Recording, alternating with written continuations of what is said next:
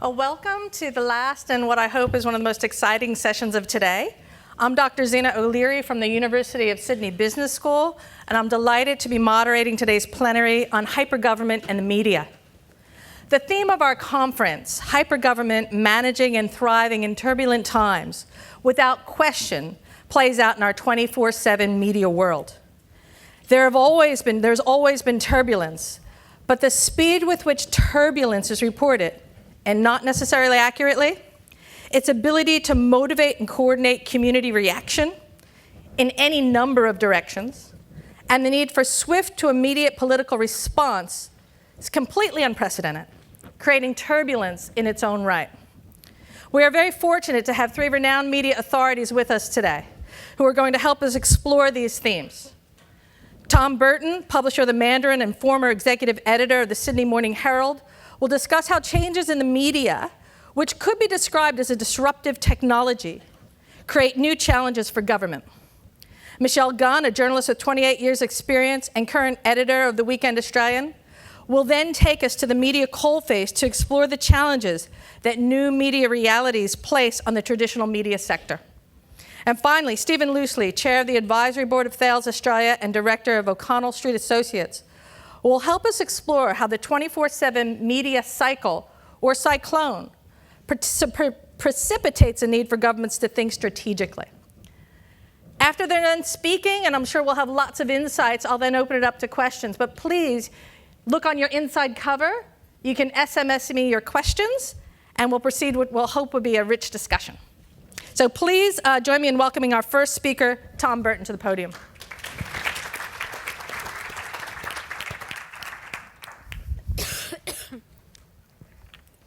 Thanks very much, Zena, and thank you very much for having me, and to Gary and his staff for putting on a great conference. It's been a terrific day. I always make a point of covering these 2 days out. You get a lot of data points, a lot of insights, and it's a terrific conference, and so far it's been great, so thank you. Thank you for having me, and I realise we're in the session before drinks, so we've got to move quickly, speaking like a true journalist. So I think we all know what the elephant in the room is. It's the internet. As I prefer to call it digitalisation because it's bigger than the internet, but digitalisation is the piece that's sort of been making it faster and faster. And so as we think about that, the proposition is, okay, how's that affecting us in so many ways? And obviously the topic today is about media and the relationship between government and the interaction of government. A couple of quick, just to some points. Obviously the mass media model under a lot of stress, we know that. We understand, there's been a lot of rise of specialist media, either in blogs or social media and through different distribution channels. We're seeing citizens very empowered. This is probably the proposition of the generations, citizen empowerment through these mostly, but through all sorts of other devices. And then public agencies, and not just public agencies, obviously, big corporates and everyone really struggling with what that means and how to work that. So if we all feel a bit sort of wash at it, join the club, would be my observation. Governments are not the only people sort of struggling here. But we'll try and talk a little bit about that and some of my observations about where I feel government agencies in particular, agencies defined broadly, departments, etc., can go. So probably the first observation is, it's a little bit, history helps here. There's a great book called Hamlet's Blackberry. It's well worth a quick read. And it sort of goes through this sort of phenomenon of the change, a guy called Power. And he talks about how Socrates, was very resistant to the whole idea of the written word, the alphabet, because he said, why? Because this will destroy oration, and much more importantly, it'll stop us remembering things. So really resisted that sort of proposition. And as we know, the priests in the Italian priests of the 15th century really fought the printing press and said, hang on, this is a bit evil, and it's going to, these books are going to somehow democratise information, and all of a sudden we'll be out of a job. Probably true. And now we see lots of governments and public enterprises and companies really struggling with today's proposition, broadly the democratisation of communications. Everyone's got these ability to communicate, and that's a phenomenon we all sort of play with. So it's not a new thing, it's something we've been through in different phases, but this one is the one we're living with, so we've got to try and come to terms with it. Talking about the media model, it's obvious it was a very early casualty of the internet. Why? Because it had this sort of particular, the mass part of it had this particular monopoly either through printing presses or TV licenses, etc. And that got broken pretty quickly, really. We've still got a little remnants of it left over, but not much. And so the mass media model has shifted very quickly. I think a lot of the noise in the mass media model is them still trying to shriek about relevance. And I thought the phone hacking scandals and things like that were good examples of that. Sunday papers really screaming to be relevant as a proposition as the model sort of moves away from them. But on the other hand, some big increases in specialist media, and there's a lot of it now. And there probably always has been, it just wasn't as always easy to get to. You had to sort of, I remember as a Hack law student waiting for the Harvard Law Review to arrive. 3 months later it used to come, and so these days that's a long gone. So specialist media is really important, and we the Mandarin play that role in it. We actually started the Mandarin basically as an observation about the poor level of engagement between government administration and the diaspora of organisations that sit around it. So I'd like to think we're coming the full circle. We're 2 years at it. We know where are we finished, but or claiming success, but we've now got 100,000 regular readers who come every month, and that's a good thing. And so there's appetites for these things. If you organise around it, you can bring that together. Clearly, it's a very demanding sort of environment to live in. When everyone's empowered and everyone can say something, well, guess what they do? They do. And I think we're still learning how that works. I'm fond of saying it's the silent movie phase. We're just learning, what does that all mean and who do we pay attention to? My big observation is about 90% of it's sensible, about 10% of it's not, and you just ignore the 10 and you get a fair bit of insight by watching it. And people have different ways of doing that. Some people do it in Facebook, some people read blogs, some people read more traditional mastheads, but the information's there and it's usually of good quality once you work your way through it.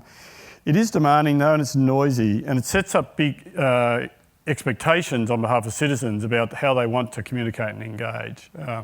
And they're used to this now in other environments, and they're saying to governments, we want to do the same. And I think that's the core inflection point we're at. Government's saying, well, okay, we're not quite ready for that. And I think that's dead true. Now, I've got to be a bit critical here because I think, just to make the point, it's not absolutely true everywhere, but I think it's broadly true. I think government's very, very stuck in what I call the sort of post-war model. We talked about Westminster. I call it sort of Westminster stuck in the World War II model. What I say that, it's still very top-down, no matter which way you look at it. And even the most progressive agencies, you don't have to go too far down to know that in the middle they don't feel terribly empowered. And if they're going to be effective in this type of exercise, then that top-down exercise is just not going to last. It's not going to last, by the way, I think, in employment terms either, because millennials are not rolling up to be part of that exercise, and they're decidedly under proportioned within public sector. One of the reasons, I think, is this very old-style, top-down sort of process. Command and control type systems, that comes from size and bureaucracy. You see the same in big corporates, by the way, so it's not germane to government. But this command control exercise, and I was really taken by some work that DFAT did recently, some internal work, and they really asked the question, what was stopping us going forward? And the word they come back was professional trust. Trusting your low levels to do things. In my game, my editor's over here, Harley, we call it a 2 rule. Basically you've got 2 people, one person writes it, one person checks it, and it's gone in 2 minutes. Right. And that's about what we work on. Okay. And we're not any particularly unique organisation, but that sort of thinking, whereas the perversity in, say, defence and others, where there's 12 layers of approval and it goes back and forth and back and forth and back and forth, just not going to work. And when you don't trust your people to do it, well, guess what they do? They act like children. And that's a culture problem, I think, that government's got right across the board. It does not trust its mid to low levels to just get on and do it. And do it. It's quite slow and clunky, as we know. So it's a sort of function of that sort of thing, Pentagon-like controls. And you can't work like that in this system. The system's fast-moving, needs response quickly. You don't have to give the authoritative total response. You say, look, we'll get back to you on that quickly. Or here's what we know to be true, here's what we not know to be true, 2 links, that sort of thing. So it's a type of medium these days you can be very quick, and do with stuff in a very agile sort of way. But it does require an openness, I think, that governments are struggling with. Martin Parkinson recently was saying at a Nipper dinner, he was saying, gee, could we just have a private area for decision making? And I was saying, no, our colleagues from New Zealand, are publishing cabinet decisions, within 6 weeks, sometimes earlier. Budget decisions, cabinet decisions, with notes and annotations. The world hasn't stopped. South Australia is doing some great work there, and yet we're still reserving ourselves this sort of private deliberation, And the world has just moved into a very different sort of way. Authenticity really matters, so agencies need to understand their culture and their brand. I've written about this a bit before. I think governments have really got to get much more strong about what their brand is, and agencies need to understand that brand. And can we stop changing the names? Just stop changing the names. Have a brand, have a culture, stand up for something. ASIC stands for something, ACCC stands for something, Department of Human Services stands for something, Service New South Wales. Don't trash it, honour it and love it and build on it, And then your organisation will organise behind that. Brands are a terrific internal exercise for giving people strength the way they want to work and direction. The big observation obviously is citizen centricity, We've talked about that before. I just came from a great session over there with Neil Terry, that idea of citizen focus and start from there. If you've got a domestic violence issue, probably the very place to start is where the victim is and work from there backwards, because you'll have big effects there. Marianne O'Loughlin from here in New South Wales talks about this, that's where their best work is done. There's still a lot of work upstream, and I'm very critical of the lack of work, that sort of work. But you'll get a lot of work done by starting with the victim and working backwards from there. And that's where the DTO and those sort of organisations, I think, bringing really good culture change. Lots of observations about the DTO, but you cannot fault their focus for having real sharpness on the citizen centricity. Let's talk about where does government then need to start making changes is going to be effective. I think, if I just had one word, I'd just call it engagement.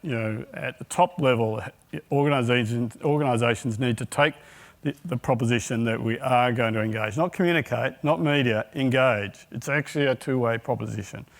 And time after time, I hear this sort of observation, at secretary level and agency level, seen but not heard, that sort of thing. And if the organisation itself doesn't make the proposition, we are really going to engage seriously, then you're going to get caught with the last century. And it's got to be engaged in a relevant sort of way. There have been some quite good movements in this so far. We had the Gov2 movement, the open data proposition. I went to a great series of events here in Sydney, but they were nationally, called GovHack over the weekend. The one I went to here, like they're 1,200 people engaged and want to do better things on a weekend for government, right? Using data. The data sets, to Frank, I thought were a bit poor. I thought, come on, government, cough it up. We've seen this data before. But there were 1,200 people absolutely willing to give their weekend, and across Australia, I think over 3,000. So there are people who really want to play in that space. Obviously seeing some good improvements in websites, thank goodness. Even PMC's got photos on the front of their website, terrific. But they're the sort of things, that starts to move you forward. But they're, I think, the sort of progressive things. You've got to start really shifting the dial. And the dial I say, I've got a slide and it's got a picture of Rupert Murdoch publishing The Australian out of Canberra. So that's what you've got to start thinking like, because every day you wake up and say, where are we? What are we doing? And I'd be saying, have a start-up at around about 8 o'clock in the Secretary's office. What's happening? Because the top level have got to engage and own their proposition, and then you work from there. And you start getting that agility, and you're drawing the dots, and you're thinking about it, and your staff understanding the politics, your people understanding the policy context, and all of a sudden you've got an energy level going. So that sort of idea where you really engage on the public process, and it's not just a bit piece over here, and it's not our comms agency lives over there. They live right in the middle, and they're part of that sort of thing. Big time commitment to collaboration. Why am I saying that? Because it's not just a comms exercise. It's actually saying we're going to get involved. And if I took a poster child for how not to do it, which is the superannuation changes announced at the budget, there's a sophisticated piece of policy and it's just dumped there. 2016. You've got to be joking. You know, leave aside the rights and wrongs of it. Just that sort of approach just doesn't wash, cannot wash. You know.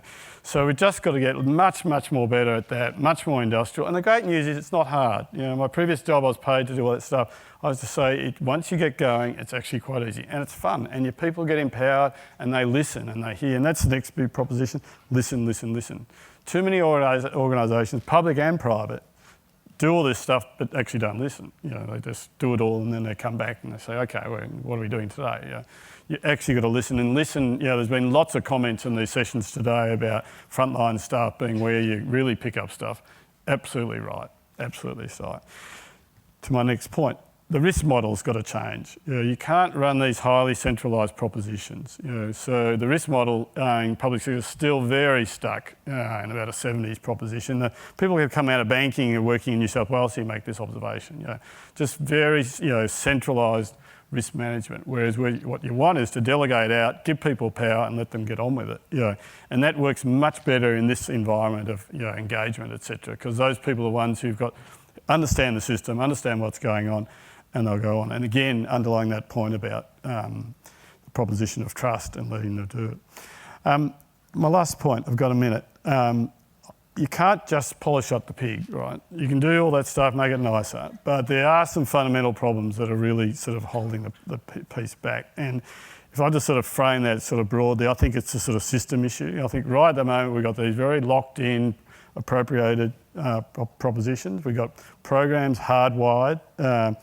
We've got relatively weak, not critical, I'm just saying this as a judgment, central agencies, and pretty poor accountability when you look at it. You know, read the audit report done when the Abbott government came in, and you saw just how weak the accountability was across the Commonwealth. Some good work to empower that, but outside of sort of Gary's work at the Productivity Commission, it's pretty weak. You know, and go and look at the back end of the budget papers, the most recent ones.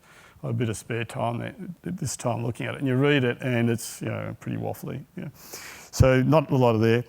Poor incentives to fix the upstream issues. So we've got this huge bias downstream to the service end, sort of understand that, but it's not going to, that tells me my time's out, it's not going to fix, the investment approach really requires us to look upstream and look much more decidedly than we are. And the incentives aren't there to do it. There's so much down there. Someone gave me this number, I can't really verify it, but they said less than 1% of our entire health budget is in preventative care. Less than 1%, okay?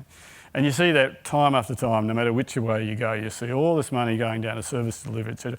Where obviously there's a need, I'm not bemoaning that, but gee, we're not doing a lot to fix the upstream problem. And I think New Zealand gives us some really good insights to there.